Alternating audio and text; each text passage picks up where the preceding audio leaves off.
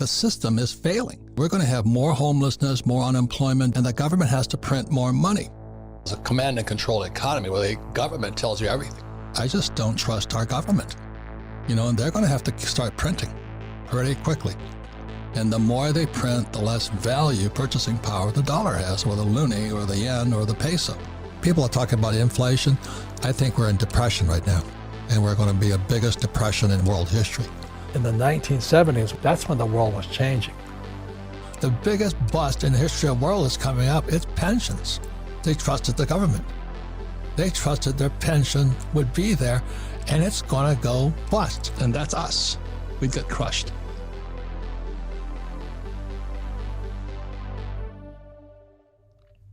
Welcome back, ladies and gentlemen. This is the Bearable Bull here. And I got this aggressively average content for you today. In one of the harder videos, I have to present all of you. Not only have we all experienced one of the worst downturns the crypto market has ever given us, not only is there extreme fear running rampant just across the world as a whole, which we will go over, but to top it all off, I just went through a terrible experience. Ladies and gentlemen, I went to check one of my offline wallets just to see that I had some XRP drained. Now don't feel bad for me. I'm still in the game. It wasn't too much of my XRP position, but it hurts nonetheless. And all that's done for me is it has made me an even more paranoid crypto investor. I have ramped up my security protocols even more. And this is what I want to let all of you know. Do not purchase crypto hardware wallets from third parties. I think what had happened to me is that I purchased a crypto wallet from a third party years ago, and I had forgotten that I did that. And then, years later, then the hackers took advantage. I don't know how, I'm not sure what they did, but here we are today. Ladies and gentlemen, even someone like myself is subject to losing some money from the crypto space due to security protocols. So just imagine all of you leaving your crypto tokens on exchanges where I guarantee you it will be susceptible to regulations or a hack. Ladies and gentlemen, this is just a firm warning to get your cryptos off exchanges. I've had numerous clients come across my path stating they've had cryptos hacked. They don't quit. Neither will I. But this is just a massive lesson and a psychological setback while we're already down and while things look bleak. Ladies and gentlemen, actually, to move on to what I really want to show you today, I was doing some research, and this is the general sentiment across all markets. I typed in stock market and went to news simply to see what it was that the news was propagating today. And all it is massive fear. Why I'm not worried about the stock market crash. The stock market crash has only begun. Grantham Warren's sell-off only halfway done. Worried about retiring during a market crash. Here's what you need to know. And then, when I just typed in crypto, it states from the blood on the streets to a full-blown bubble. Some conversations post-crypto crash. How young investors are riding out the crypto crash. If Terra and Luna hadn't tanked Bitcoin, something else would have triggered the latest crypto crash. Look at all of this. Peak panic, massive fear everywhere. These articles are written for the retail investor. This is written by the news for the classes, for the news for the masses. The 0.1% moves the 99.9% in the direction they want, so they can use them as exit liquidity. Ladies and gentlemen, retail has been capitulating. And as people have been capitulating more and more, I've been getting more and more bullish.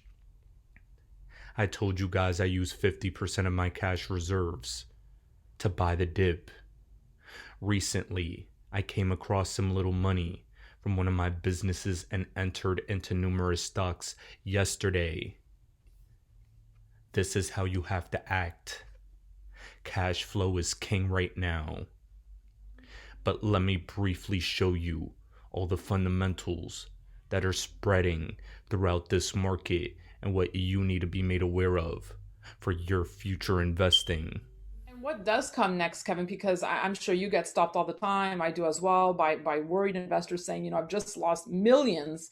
How do we know if the bottom is near? Have we bottomed now?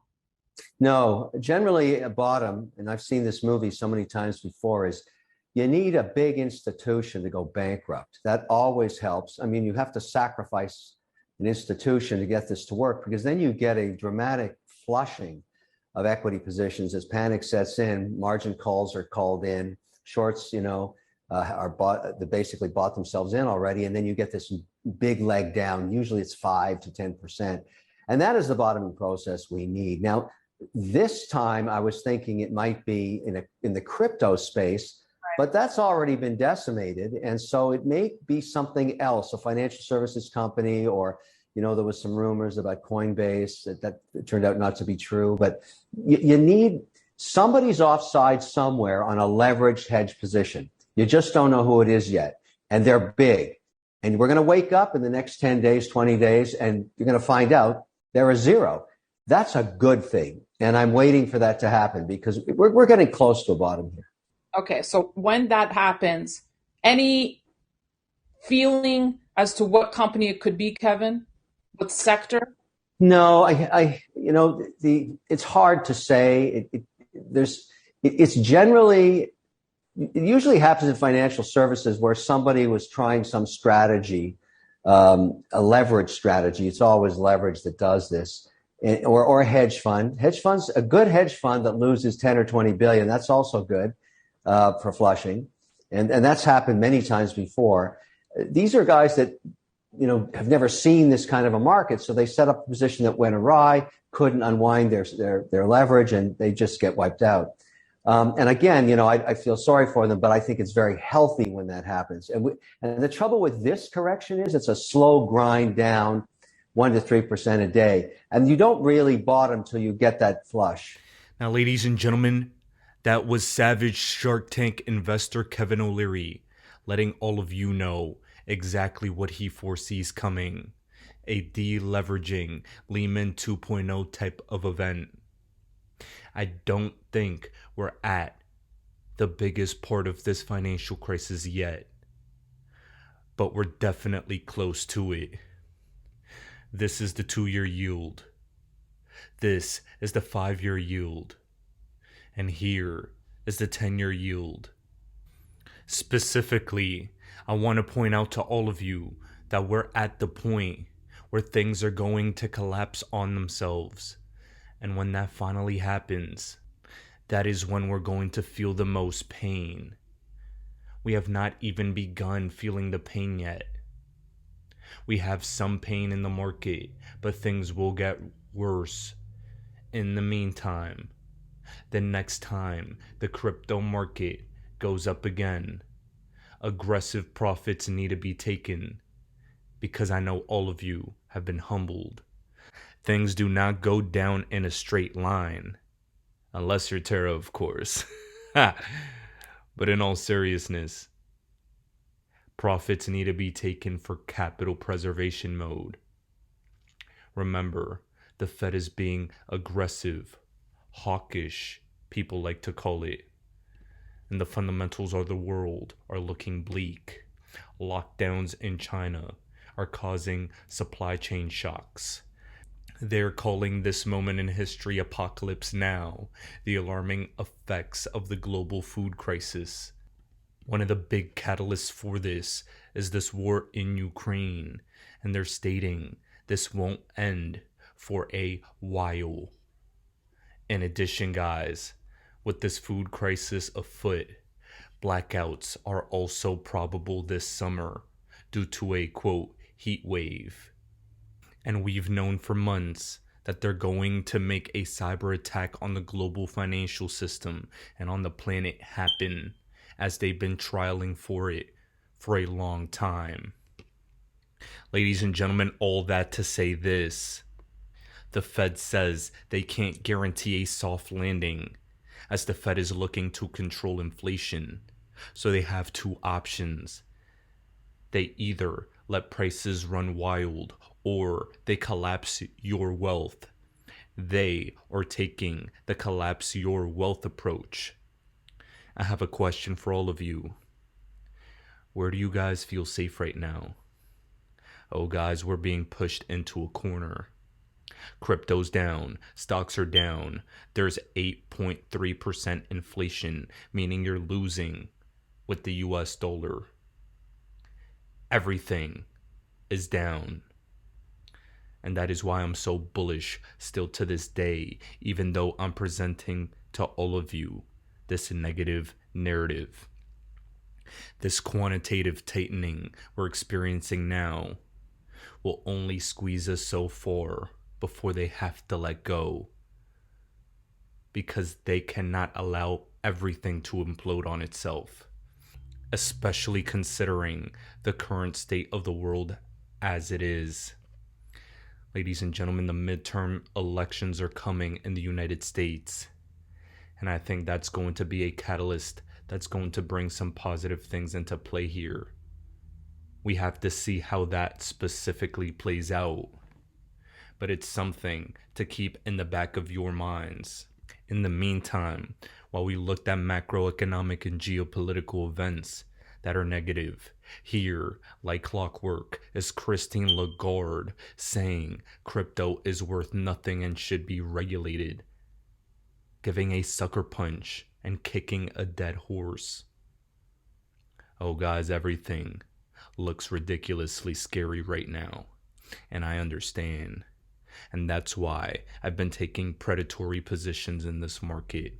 And even if we have one of the nastiest liquidation style events, nastiest wicks we've ever seen in crypto or stocks or markets as a whole, I'll still be here buying that crash and waiting for the upturn, because trust me, my friends, this will only be short-lived, and the reversal will be so profound. Nobody could have seen the UST and Terra situation happening. But what I have been projecting to all of you is the Tether situation for the past 2 years. Tether has been losing supply in the market. Bitcoin has been propped up by Tether printing. And as more Tether is losing its space in the market, there will be a massive liquidity shock. Tether has not regained its peg to the US dollar since UST collapsed. And while a lot of people try to debunk what I'm saying, remember those names when that crash eventually comes.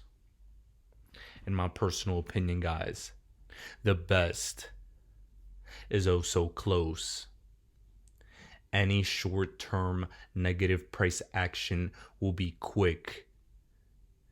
It'll be ripped off like a band-aid. And I have to stress that the positive outlook on this market, especially at these lower prices right now, is insane to me. For all of you just entering into the market now or recently, you get life-changing entry points. If you continue to stay the course, you will be rich when prices reverse at these entry points and lower if they happen to go there. We are long-term investors and we project all scenarios. And I'm eternally bullish on this crypto market, especially now, more than ever. Now, ladies and gentlemen, when it comes to XRP specifically, I believe we're going to get more positive momentum building over the next couple weeks, as more developments in this case have been occurring. We actually had the SEC trying to argue the other day that they could not tell whether or not Bill Hinman, in a speech he gave regarding the SEC giving ETH a free pass, was actually Bill Hinman himself. They think we're stupid, and they think the judge is stupid. Ladies and gentlemen, what an abomination to our taxpayer dollars. What a waste of resources. But that's besides the point. The point I want to point out to all of you is July 4th, the Flare Network is going live. It seems to be actually launching on that timeline. And here, to cap off this video for today, I'm going to give you a brief update from the Flare Network CEO Hugo to let all of you know where we are with that development. Passive income is the key to generational wealth, and the Flare Network will be the #1 way we can earn passive income for the XRP army. We'll be able to bring our Flare, Spark, XRP, Stellar, Algo, Doge, Litecoin, eventually Bitcoin and ETH onto the Flare Network to earn passive income. And the more you know now, the more you'll earn in the future. Ladies and gentlemen, this is the Bearable Bull here. Thanks for tuning in. As always, I appreciate every single one of you. Now I'll be back tomorrow with another video. Then we'll be releasing the State Connector client release. What this means is that the testers in the State Connector can now start working on that State Connector and start proving data onto the network. And then the F assets have recently entered testing, and they're entering audit in the next couple of weeks. And we don't expect any issues with that audit, and we will look to launch that as soon as they're out of audit. So that will be the F asset A system. This is the system where 100% of the underlying is locked on the underlying network through the use of slashing if that agent moves any of the underlying. Then we aim to be launching Layer Cake as soon as possible, the first batch of bridges. Another point you've made, and this is, I think, particularly relevant 10 years into a bull market, is that I think you said more money has been lost anticipating a downturn than actually in the downturn. Can you explain? Well, obviously, the market's gone up tenfold since I stopped running Magellan. So you make more money on the upside. The market's going to be a lot higher in 10 years from now, 20 years from now, 30 years from now. Trying to predict the market is really a waste. I don't know what it's going to do. It can go down. When I ran Magellan, 13 years, it declined 10% or more, 9 times the market. Wow. I had a perfect record. I went down more than 10% every time. Wherever the market went down, I went down more. But over the long term, the upside is more than the downside. So you got to say to yourself, do I need the money in the next month? Do I need the money in the next year? Do I have kids going to college? Do I have a wedding coming up? Then you're a bad investor. If you can keep putting money in, you have 5, 10, 15, 20, 25 year, you should do well.